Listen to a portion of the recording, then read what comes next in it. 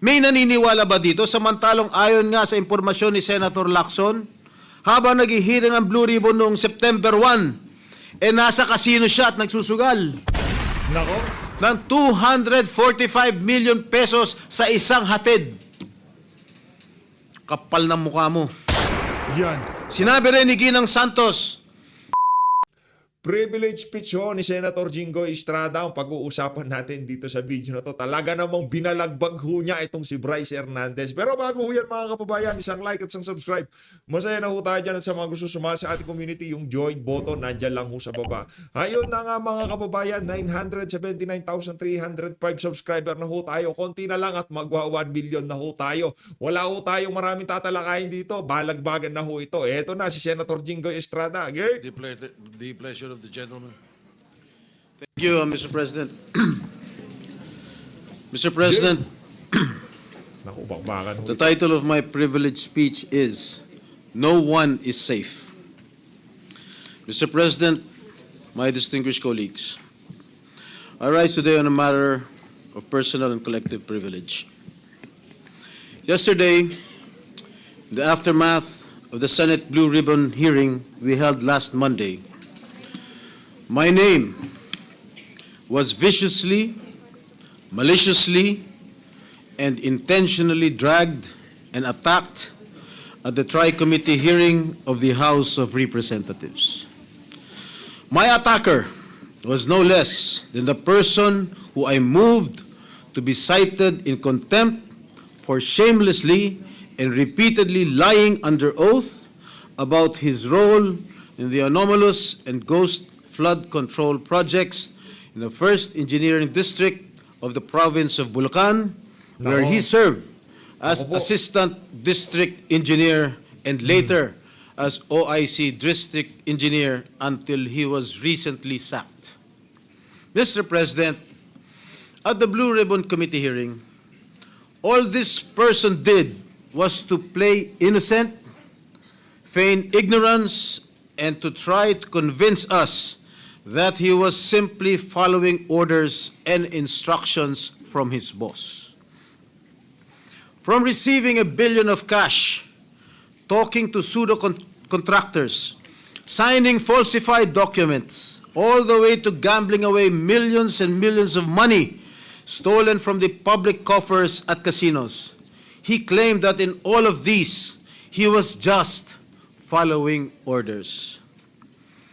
Indeed, when confronted and cornered with a barrage of questions from this representation and our other colleagues about his fantastic and shady lifestyle and dealings, he fed the committee lies and stories that taxed our credulity to the hilt and left us and the public in awful disgust. Clearly, he perjured himself and we cited him in contempt. Bunsod sa aking motion, ipinakulong natin siya. Mr. President, appearing the next day at the TRICOM hearing at the House of Representatives, this former DPWH Assistant District Engineer by the name of Bryce Erickson Diaz Hernandez, or Bryce, also known as Marvin Santos de Guzman, yung kanyang alias sa casino, apparently realized he needed to level up dahil hindi niya nalusutan ang ating Blue Ribbon Committee. Hindi pa sapat ang pagsisinungaling niya para pagtakpan at maisalba niya ang kanyang sarili. So while he was in detention here at the Senate, sabi niya, nakapag-isip po ako at nagdesisyon na maglabas ng ilang nalalaman ko sa flood control project. Tama po, sabi niya, tama po si Senator Lacson na mga engineers ng DPWH ay tila naging legman o bagman na lang. Kung tatanungin niyo po ako kung sino o kanino kami naging bagman, sasagutin ko na po ngayon. Nakapag-isip? May naniniwala ba dito? Samantalong ayon nga sa impormasyon ni Senator Lacson, habang naghihiring ang Blue Ribbon noong September 1, nasa casino siya at nagsusugal. Nako. And then, lo and behold, during the TRICOM hearing, He then proceeded to take off from that remark jokingly addressed to me by Senator Marcoleta when Mr. Diskaya said that there were no senators involved. Ang sabi ni Senator Marcoleta, safe ka na. Mr. Hernandez said, sabi ni Senator Marcoleta kahapon, ligtas ka na. Hindi po ito totoo. Si Senator Jinggoy Ejercito Estrada, Senator Joel Villanueva, Yusek Robert Bernardo at D.E. Alcantara.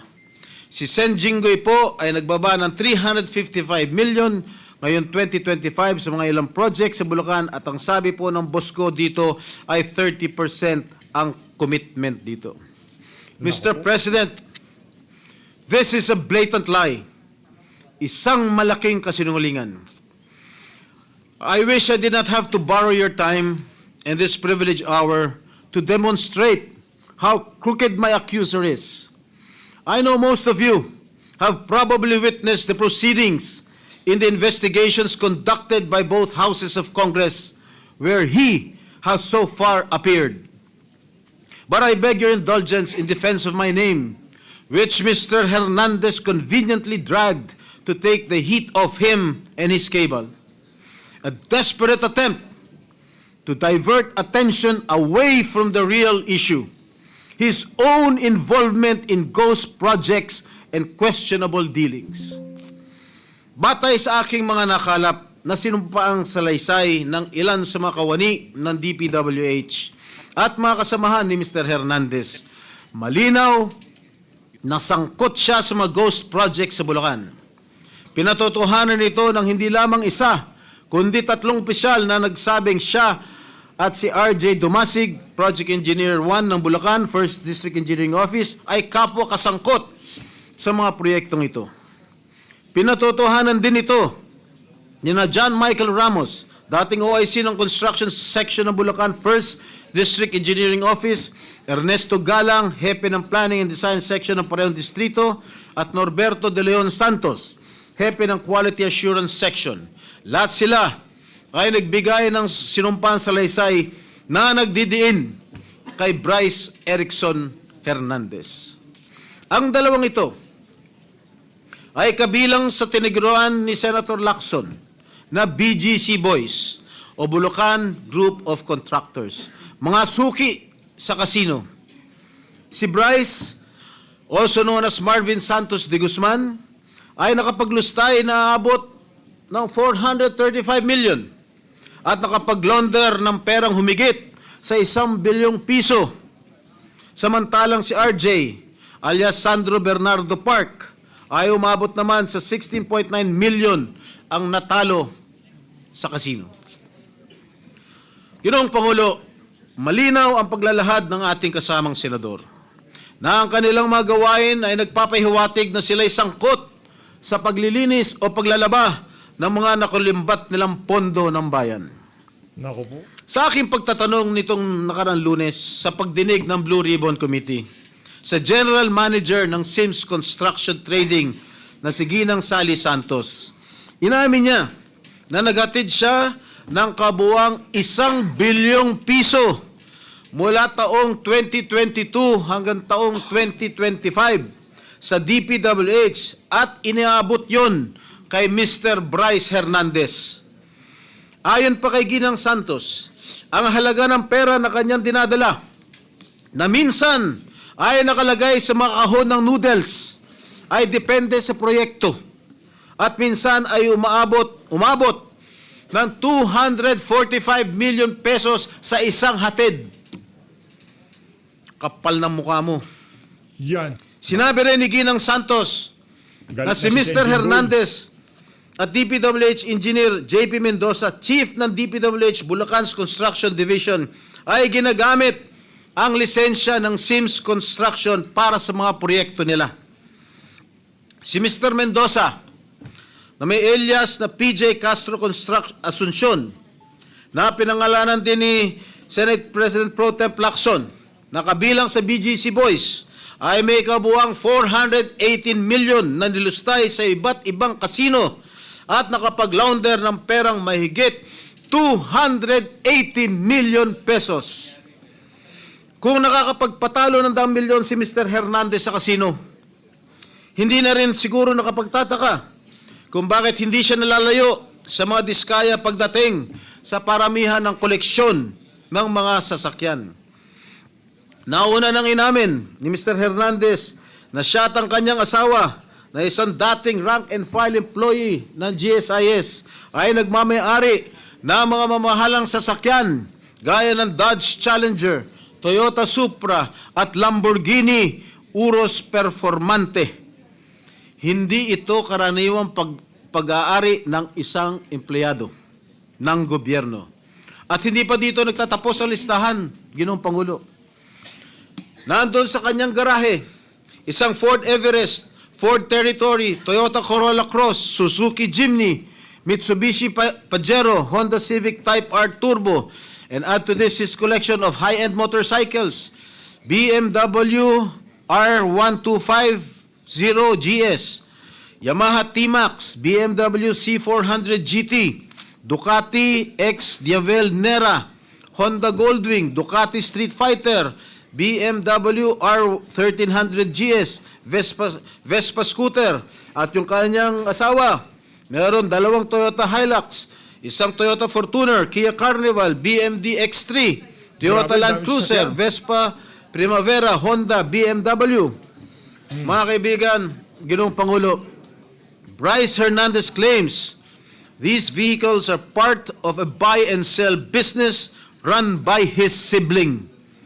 But why are all these vehicles registered under their names? Bakit nakarehistro ang kanilang mga sasakyan sa kanilang mga pangalan kung sinasabi niya buy and sell business itong mga ginagawa nila? Gago. Nako. Magkano ba ang sahod ni Hernandez? Sapat ba ang kanyang kita o ng kanyang asawa para magkaroon ng ganitong karangyaan? Mr. President, ginagamit bilang umano'y ebidensya laban sa akin ang mga larawang kuha sa iba't ibang okasyon gaya ng birthday party. Makailang beses ko man na nakaduupang palad si DE, District Engineer Henry Alcantara, kaya ko humarap sa kahit sino at sabihin na hindi ko siya personal na kilala. Mismo ang Pangulong Marcos na nga nagsabi na ang mga larawan natin ng mga opisyal o public figures ay hindi sapat na batayan para patunayan at masabing talagang kilalang-kilala natin ang mga nakakasalamuha natin. To quote President Marcos, alam naman ninyo, ini-name drop lahat. Magpapakuha lang ng picture tapos sasabihin, o tingnan mo, malapit kami. Sa isang araw, 1,000 yung nagpapapicture sa akin eh. So lahat ng 1,000 na yan, malapit na ba sa akin? People have to be more careful at huwag sila masyadong gullible. Yan po ang sinabi ng ating mahal na Pangulo. Tungkol naman sinasabi niya, hinggil sa isang nagngangalang Beng Ramos na nagpakilala daw ng miyembro ng aking staff sa Senado. Malinaw na ipinakita niyang text exchanges sa kanyang cellphone na nangyari ang kanilang pag-uusap tungkol umano sa isang pagdideliver ng pera noong December 22, 2022. Mr. President, 6 na buwan pa lang ako mula nung mahalal muli sa Senado, wala akong kinalaman or anuman partisipasyon sa budget deliberations para sa 2022 budget. Mag-iimbento ka lang, sablay pa. Mr. President, there is no one among my staff named Beng Ramos. Wala akong staff o consultant na Beng Ramos. No such person has ever been employed, much less authorized to use my name or act on my behalf. Mr. President, let me just share that even before the resumption of the 3rd hearing of the Blue Ribbon Committee last Monday, I already received warnings from various quarters. I was told that if I continue to actively participate in the investigation on ghost flood control projects, I will become an easy target. An easy target, they say, because of accusations hurled against me in the past relating to the PDAF issue. Mr. President, I told these people, warning me, And as I have stated at the start of the Senate investigation into these public works anomalies,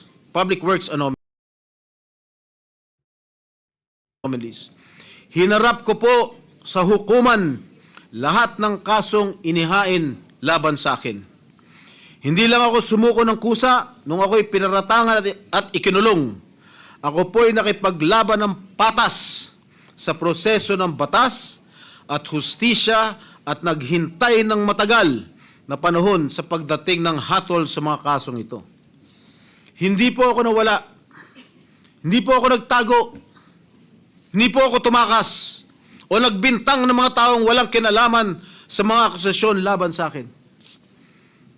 At great cost to my family, my freedom, and my political career. Nako, mabigat ho yung mga litanya nitong si Senator Jinggoy sa video na to, ha? I have acquitted myself of the grave charge of plunder before the bar of justice and the legal system we are all sworn to uphold. Should that sad and dark chapter of my life be a reason for me now to do nothing, say nothing, and just keep quiet when my job as an elected senator of this country calls on me to take a stand and expose these people? No, Mr. President, I cannot and will not shirk from my sworn duty to ferret out the truth. I will not be silenced when I know I can contribute something to the task at hand. I will continue to do my best to be worthy of the support that I was generously given by the people who elected me back to this Senate. Tama nga nagbigay ng babala sa akin. I am an easy target. Easy target Kaya isang talaga. araw pagkatapos ko sabihin na dapat i-contempt ang sinungaling na si Bryce Hernandez, tumakbo siya sa Kongreso sa mababang kapulungan para ilako ang isang kwento na sa tingin niya ay madaling paniwalaan. Hindi lang yun. Paulit-ulit niyang sinasabi ang akala niya safe siya. Walang galang na. Halatang galing pa sa isang script na binabasa. Marami sa akin ang nagsasabi, huwag kong patulan ang isang tao na sa sobrang kapal na muka, nakuha pang magkasino habang iniimbestigahan ang mga krimen niya dito sa Senado. Mr. President, kung nakuha kong humarap sa kaso at tanggapin ang kaparusahan ng isang krimen kung saan ako'y napawalang sala, lalong kayang-kaya kong harapin ang isang Bryce Hernandez na lantarang sinungaling at magnanakaw. Yan. Ang sabi Sen, nga banatan ni mo. Senator Marcoleta, safe ka na. With due respect to our colleague, hindi po, Senator Marcoleta. Hindi ikaw, hindi ako, at lalong hindi safe ang taong bayan. Hanggang may mga Bryce Hernandez na engineer ng kasinungalingan at pandarambong ay hindi tayo safe. Hanggang may mga ghost projects sa DPWH at iba pang ahensya ng gobyerno, hindi safe ang pera ng bawat Pilipino na nagbabayad ng buwis. Nako. Isipin na lang ninyo, takot na takot ang mga kababayan natin basta BAR na ang kaharap habang may mga walang konsensyang tao na isinusugal lamang sa kasino ang pera ng pinaghirapan at binuno nilang ibayad. Hanggang may mga tao na nagbabayad, nananakot at ngayon ay pilit na nililis ang kwento, ay hindi tayo safe. Mr. President, my dear colleagues, if my opponents think that they can weaponize me, that they can weaponize my past to stop me from investigating, nagkakamali sila. If my critics think that funding a social media campaign against me will prevent me from going after liars, thieves, and crooks, hindi nila ako kilala. I have been bashed and now targeted for the way I go after lying witnesses. Totoo, brusko ako magtanong at minsan ay naninigaw pa. But I make no apologies. Subukan ninyong humarap sa mga taong sinungaling at mayabang pa. Mga witness na halatang halata na niloloko ka. Mga opisyal na gobyerno na nagmamalinis at nagtuturoan. Tingnan natin kung hindi kayo magalit. Mr. President, my brother, Senator J.V. Ejercito, is known as the good one. Okay lang po yan. Dahil kapatid ko naman siya. But let me be known as the other Strada who went after the bad ones. I will expose and relentlessly pursue the bad ones regardless of the risk and notwithstanding the cost. Hindi ako natatakot at lalong hindi ko papayagan na gamitin ng masasamang tao ang nakaraan ko para lamang patahimikin ako. I have been jailed. I have been vilified, crucified, and publicly humiliated. But I will never allow the likes of Bryce Fernandez to turn the tables on me. Kayo ang nasasakdal sa mata ng taong bayan, hindi ako. Mr. President, I vow never to let the masterminds and engineers of this massive defrauding of the Filipino people to silence me. Hindi pa ako tapos at lalong hindi ko kayo uurungan. Ginoong Pangulo, maraming salamat po at mabuhay po kayong lahat. Ayun na nga mga kababayan, ang naging talumpati ni Senator Jinggoy Estrada. Pagkatapos nyo itong video na to, abangan nyo ho yung nangyaring bakbakan dyan sa Senado. As always, maraming salamat ho sa pagsuporta sa PH Update. Mag-ingat ho kayong lahat. Huwag magpabudol, huwag magpaloko. Mahalin natin ang Pilipinas.